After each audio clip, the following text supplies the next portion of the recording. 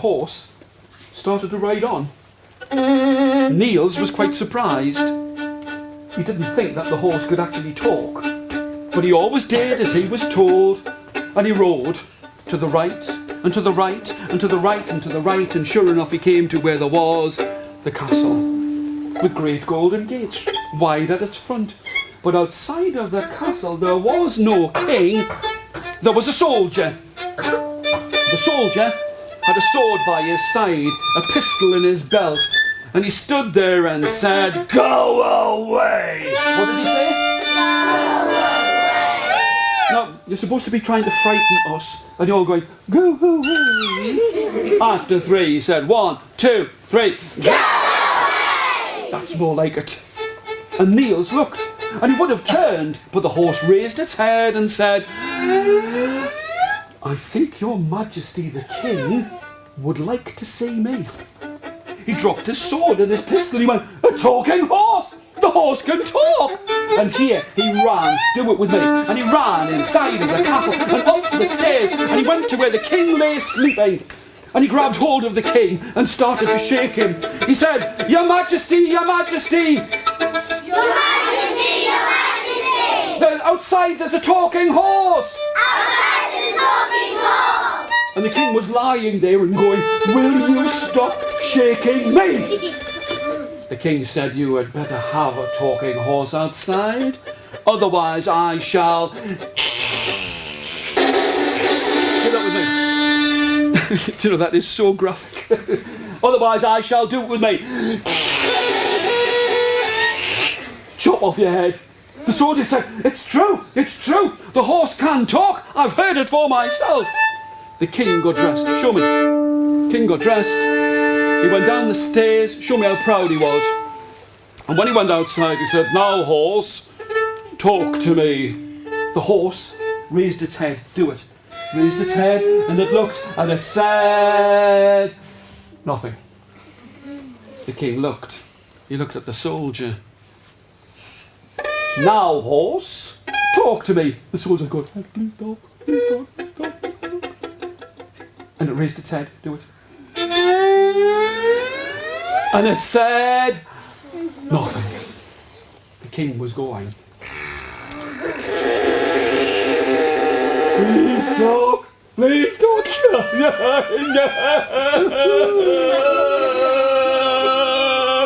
And here the horse raised its head and it said, "Your Majesty." "Oh, a talking horse. Sell the horse, sell the horse, sell the horse to me." Do that with me. "Sell the horse, sell the horse, sell the horse to me." And Nils said, "No, well, come inside and we shall eat and we shall drink and we'll talk about the horse later."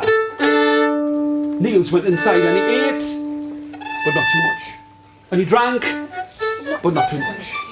But the king did not. He ate until he felt as if his belly would burst. And he drank so much, and he stood there and said, "Sell a horse, sell a horse, sell a horse to me." And Nils said, "No."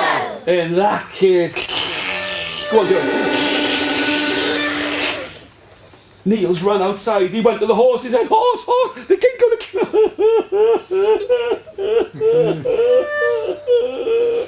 The horse said, "Do not worry.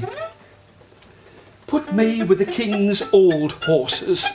They have broken legs and rickety backs, and they do not run as well as they used to." The king allowed Nils' horse to be put in with the king's old horses, but the next day everybody cheered. We'll try that one more time. Everybody cheered. Look at the king's horses. The king's horses are young and strong and fit. They are just like ponies once again. And the king was very pleased.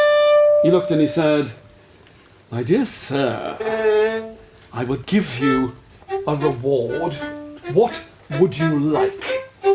And before Nils had a chance to choose, the king gave him a coat that was made of gold. Well done at the back. A coat that was made out of gold. Trousers that were made out of Well done. And boots that were covered with diamonds. Now, he walked about and he was very proud, but I'll tell you this. There was a man who had looked after the king's horses for nearly 30 years, an ostler. That was his name. And he thought that Nils had used magic. And he whispered to the king, he said, "Oh, king." What did he say? "I think this man has used magic. Set him a task, give him a job, and if he does it, then he will know that he has used magic." The king shouted for Nils. He said, "My dear sir." What did he say? My dear sir. So much posh around here than I remember.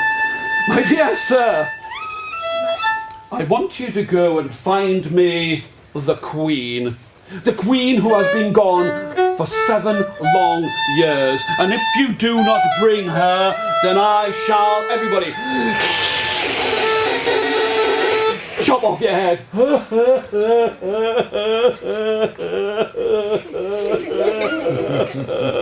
Nils ran this way and that, and he ran to the horse and he said, "Horse, horse, please help me." The horse raised its head and said, "You must take me out on this cold winter's morning, and you must walk me 3 times backwards up the stream. You must turn around once and twice and 3 times. Close your eyes and clap your hands once and twice and 3 times, and then you will find something that will make you happy." Nils waited until he saw the ice upon the ground. He mounted upon the horse and he rode it backwards 3 times up the stream. He turned around once and twice and 3 times. He closed his eyes and clapped his hands. Wait. Once and twice and 3 times. And instead of there being the horse in front of him, there stood the Queen. Do it. Crown on the head and a woman. She was beautiful. She looked and she said, "My husband, the king, did not like it, but people loved me better than him. And what I will do is this. I will tell you. He sent me out, and the magician turned me into a horse, and he will not be pleased. But listen to me. I will help you." Now the 2 of them walked back into the castle. And when the people saw the Queen coming back to the castle, they all cheered. Very good. But the king was not happy. He looked and he said, "You have used magic, and now I shall," are you ready? Here we go. "Remove your head from your shoulders." Nils stood there. The king, get a hold of it, took a huge, sharp, golden axe. He raised it high in the air. He was just about to strike him when the Queen said, "Oh, Your Majesty, before you kill someone, aren't you supposed to grant them one last wish?" The king went, "Yes! What do you want?" And Nils remembered that the magician had said that he could play the guitar, but only when he felt as if he was going to die. He said, "Your Majesty, I would like to play the guitar." And the king said, "Well, you can play as much as you like." And Nils took the guitar and he started to play. And as he started to play the music, everyone who was there, they couldn't stop themselves do it. They started to move their toes and their feet. Their legs started to move. The king was dancing this way and that. They danced all around as the snow would fall down. And the king yelled, "Stop!" But he didn't stop. He kept on playing. And the king danced around and he grabbed his fiddle and he broke it. And the music stopped. So, "I am too tired to chop your head off tonight. I will do it tomorrow." And they placed him inside of a dungeon. And Nils watched, and through the snow that fell, he could see the stars in the sky, and the moon, like a great silver coin, went across the sky. And when the sun came up, the king was there. Show me. A great golden axe in his hand. "Now I shall remove your head from your shoulders." And he raised it. Do it. Higher and higher and higher in the air. And the Queen said, "Oh, Your Majesty." "Oh, Your Majesty, aren't you supposed to give him one last wish, one last request? The king, pretty typical like that. The king went, what is it? What did he say? What is it? Your Majesty. And he remembered about having the violin.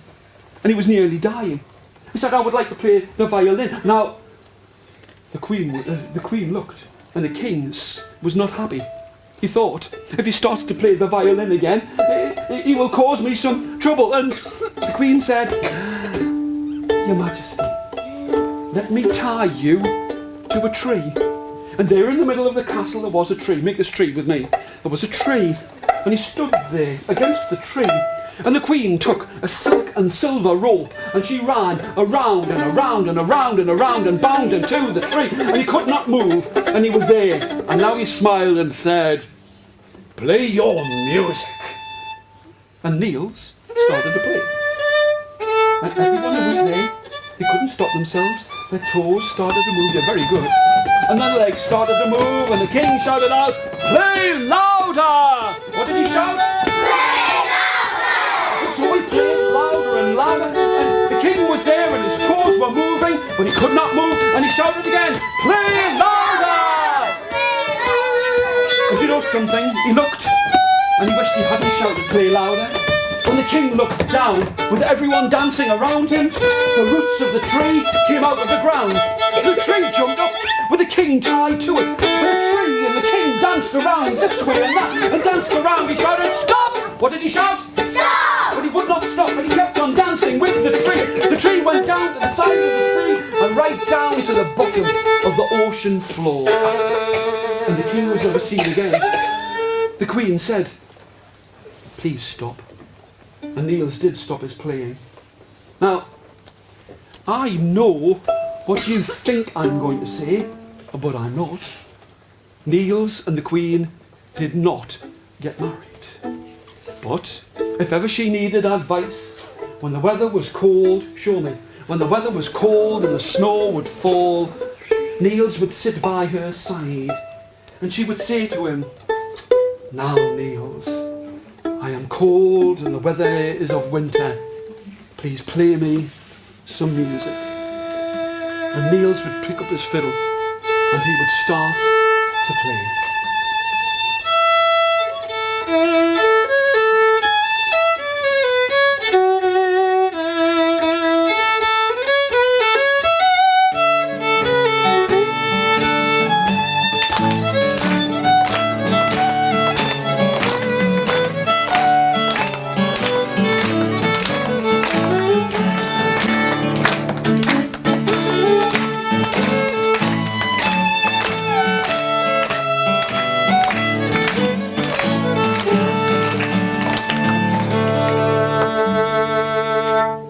There's a story that comes from Norway. Give yourselves a round of applause.